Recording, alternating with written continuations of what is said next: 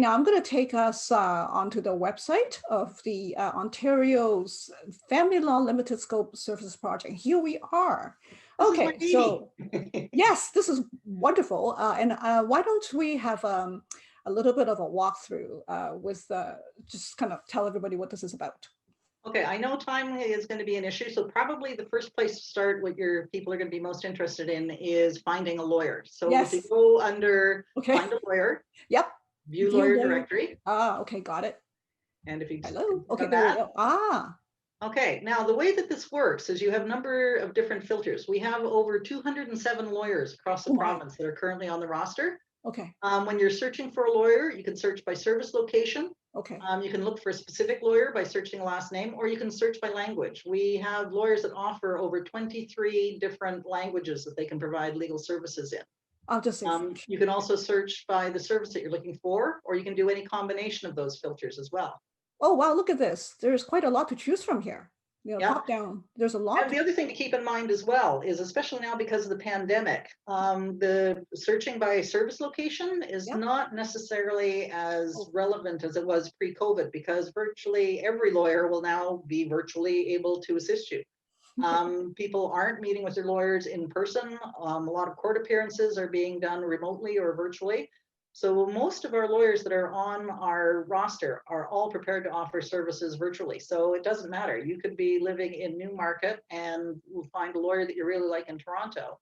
And depending on what you want that lawyer to do for you, the lawyer would likely be able to do that service for you, particularly if it doesn't involve going to court.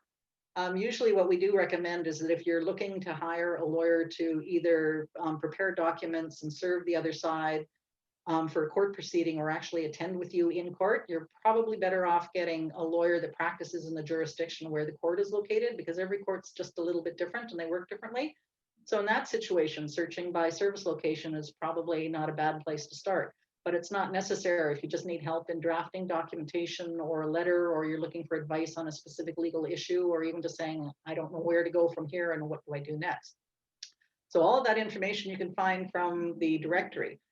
When you're looking for what exactly a lawyer can do for you, if you click onto information for the public. Oh, got it. Yeah. And click. Oh, there we go. Okay. Now, if you scroll down through there, there's a number of different things that you can look at. It's all really, really helpful. We've got a fairly good blurb on what limited scope services are, which is pretty much in line with what I've been telling you, but in a lot more detail. Right. Why there's a need for it.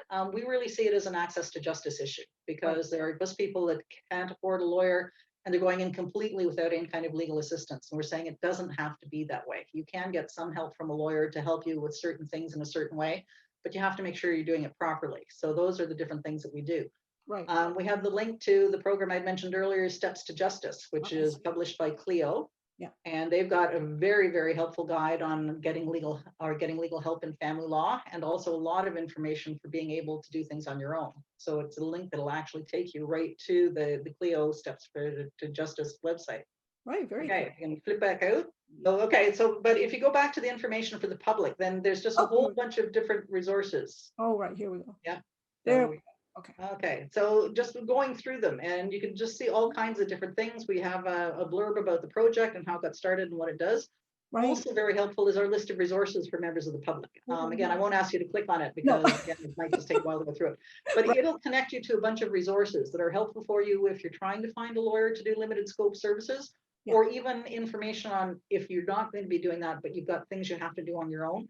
Yeah. It's a really, really good list of the resources that are available to you as a self-represented litigant, so we can do it all. We also have a full section now on legal coaching, which goes in and explains what it is and how to reach it. Oh, yes. And then there's a lot more of the information about how to find and hire a lawyer. So I went over really, really quickly what you should be doing if you're looking at hiring a lawyer for limited scope services. But going in here will give you the information to tell you how to prepare for that initial meeting with the lawyer, be it by phone or Zoom conference or maybe someday in person, to just get the most value as you can from the time that you're spending with your lawyer. We also have a very specific section dealing with if you're a survivor of domestic violence, which is there to assist people with that. Right. So we do have a lot of stuff that comes up in our on the website. Right. One of the things that can be very helpful for clients is actually hidden away under the information for lawyers. If you can click under information for lawyers, which is next tab over. Here we go. Yeah. Yep. No, and again, every tab on that website is available to everybody. So you're not going to get into trouble for going to the site if you're not a lawyer. All the resources everywhere on the website are available for everybody. Yeah. So if you go and scroll down that page a little bit further, Okay. you will see that there is actually a precedent retainer agreement for limited services. So you can actually take a look and see what a family law limited scope retainer actually looks like. We developed our own precedent that is specific to family law. It was developed with input from the Law Society and Law Pro. So it meets all the lawyers' requirements, and it's a very, very comprehensive agreement that lawyers and clients can adapt to their own particular circumstance.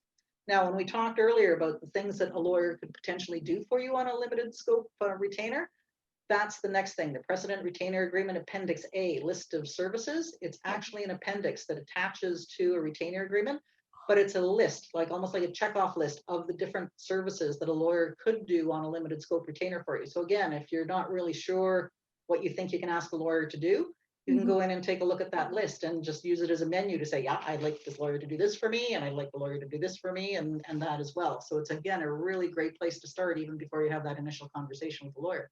I like that. So that's just in a very quick tour of the website. So another one which would be really good for them, again, if you go one more time under info for the public. Oh, okay, got it. Info to, yep, here we go. And if you scroll right down, yeah, one of our latest additions, and we're always going in and we're adding to the website, so the resources are always going up. The legal topic checklist at the bottom was developed by the AFCCO, like the Association of Affiliated Courts, Conciliatory Courts, and whatever. And what it actually is almost like a workbook and check plan, so that you can go through and say, okay, now that me and my former spouse or partner are separated, what are the what things do we have to sort out? What needs to be done? And it provides flags and things, things you're going to have to look at depending on what your individual facts circumstances. So it's a really, really good place to start working on for yourself, knowing what you need to do. Wow. And you can download it, you can fill it out. There's all kinds of really, really great stuff that can help somebody. And this is going to be a benefit to people if they're intending on representing themselves or looking at a limited retainer for a lawyer or even a traditional retainer. The more information and preparedness you can get done in advance before you talk to a lawyer in any circumstance, the better off you're going to be, and the less money it'll cost you for wasted time. I agree. I agree. Now, Helena, I was going to ask you to tell us a little bit about some recent exciting projects. The Toronto ASC project. ASC Toronto stands for Advice and Settlement Council Toronto. Okay. It's a group of experienced family law lawyers in Toronto that practice in the Superior Court, that was 393 University. Okay. And basically what it is, it's like a duty counsel program for people that have money. So all the lawyers that are on the roster for ASC Toronto, it's a summary legal counsel program. They agree to take turns attending at court, either live, used to be, but now virtually, to assist people that don't have a lawyer of their own. And the lawyer can hire them for up to 2 hours of service on that day of court. And they can do a retainer on the spot. So it's basically that the lawyers are there to assist people as duty counsel, but they will help that person on their court appearance that day. And they can do it all virtually now. And as I said, they're just in the process of getting their website up and running, and there are going to be links to that website through our website as well. So for anybody that has to go to court in Toronto, it's an option that's there and available. And because they are doing it virtually, they're also, and they've been doing this ever since the pandemic came into effect, is they are also now providing assistance to people that aren't even necessarily in court. That if they just want some advice and assistance, they can contact ASC Toronto and get in touch with a lawyer who will be able to provide them with up to 2 hours of legal advice or assistance. They've got a fixed hourly rate of $200 an hour. And then you can go back to a lawyer from the ASC project as often as you want, or if you wanted to enter into a traditional retainer agreement with the lawyer afterwards, you're more than welcome to do that as well. So yes, it's very exciting. We had a similar project running in Barrie, but it was one that's on a smaller scale, and they haven't gone virtual, and they're not planning on it. So when in-court or in-person court appearances were put on hold, then the Barrie program unfortunately got put on hold as well. But it's in the wings, it's waiting to come back. And there are also other jurisdictions that are very, very interested in that idea and doing the same thing, but it has to be driven by the local bar in an area. But we think it's great. It's like a private duty counsel program where people can pay a lawyer to actually assist them the day that they're in court for a very limited amount of time. But then again, some assistance is better than no assistance. Oh, that sounds really wonderful. So this is kind of where it fills the gap, right? I mean, like, it's not legal aid, but it's not like super, super expensive. So it's really like if you need a little bit of help, you can hire a lawyer that way. Yep, and the way that it works is that most lawyers will accept payment by e-transfer, or they've got the cube or whatever. So Nice. like doing the transaction is very, very simple and fast, and you get your service paid for and you get it right on the spot the day you're doing it. So it's really, really good for both the lawyer and the client for being able to do things that can be done on that kind of limited term basis. I really like the simplification of legal services, because before, like I know that when I was a client, and I was shopping for lawyers, like you go home with this 15-page, full retainer, and then you're scared. You're like, what am I signing away? And then the whole billing is really scary. So this is really good developments.